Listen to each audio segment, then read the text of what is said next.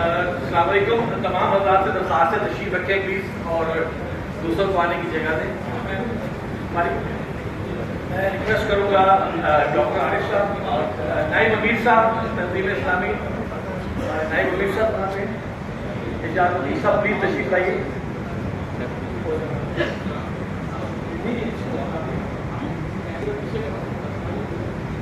اعوذ باللہ من وسلم رب اشرح لي صدري ويسر لي امري واحلل عقدة من لساني يفقهوا قولي. میں مرکزی انجمن خدام القرآن لاہور اور تنظیم اسلامی کی جانب سے اپنے انتہائی عزیز اور معزز بھائی عالم اسلام کے بطل جلیل جناب ڈاکٹر ذاکر عبدالکریم نائک صاحب کو، ان کے صاحبزادے جناب فارغ نائک صاحب کو اور ان کے وفد کے دیگر معزز مہمانان گرامی کو ڈاکٹر اسرار احمد صاحب رحمہ اللہ کی قرآن اکیڈمی میں دل کی اتھاہ گہرائیوں سے خوش آمدید کہتا ہوں. واقعہ یہ ہے کہ میں اپنے دل کے احساسات کو الفاظ کا جامع پہنانے سے قاصر ہوں.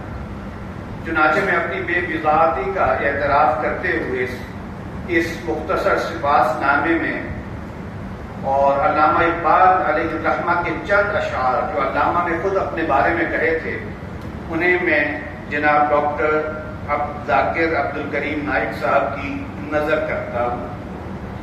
علامہ نے کہا تھا کہ میں بندہ ناداں ہوں مگر شکر ہے تیرا، رکھتا ہوں نہاں خانہ لاہوت سے پیوند، ایک ولولہ تازہ دیا میں نے دلوں کو لاہور سے تا خاک بخارا و سمرقند.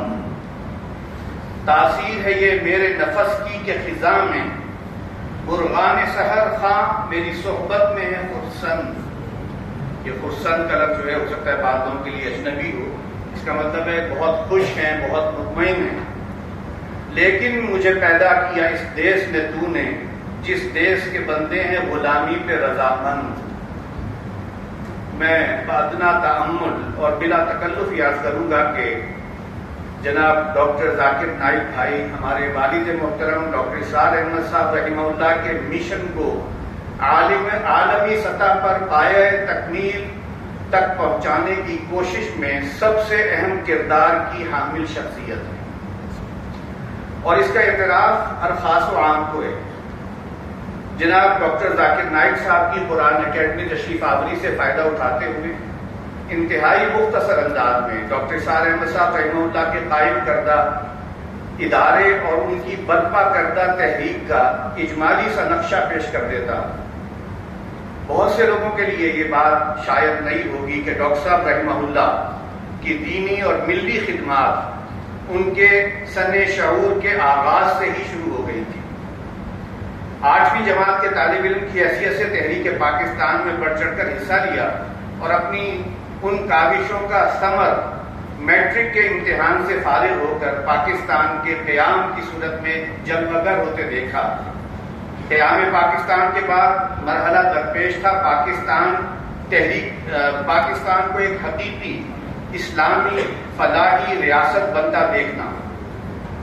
اس کے لیے وقت کی سب سے پرخلوص جد و جہد اور تعلیم یافتہ طبقے میں اسلام کے بطور نظام حیات غلبے کی صحیح عمل میں مشغول مولانا مودودی علیہ الرحمہ کی جماعت اسلامی کا حصہ بنے اور قرارداد مقاصد کو اسمبلی سے منظور کرانے کی کوششوں میں بھی شامل رہے.